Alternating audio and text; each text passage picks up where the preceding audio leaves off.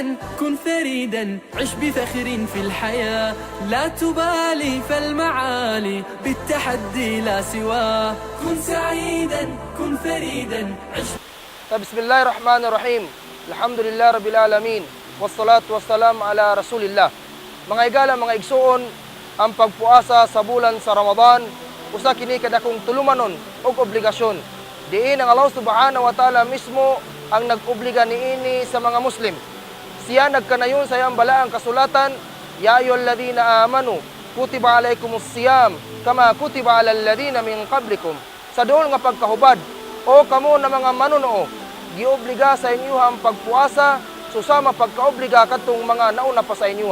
Ug ang tumong tinguha nganong giobliga sa Allah Subhanahu wa Ta'ala ang pagpuasa sa bulan sa Ramadan, la'allakum tattaqun. Aron kamo matugkan og kahadlok sa Allah Subhanahu wa Ta'ala. Mao kini ang tinuod nga rason daw nganong giobliga sa Allah Subhanahu wa Ta'ala ang pagpuasa sa bulan sa Ramadan. Aron makabot nato ang tinuod og insakto nga kahadlok sa iyang Allah Subhanahu wa Ta'ala.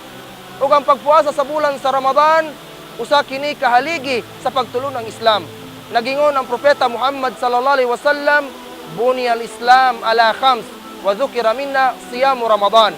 Nagingon ang propeta Muhammad sallallahu alaihi wasallam, gipatindog ang reliyong Islam sa lima kahaligi ug nahisgutan sa lima ang pagpuasa sa bulan sa Ramadan.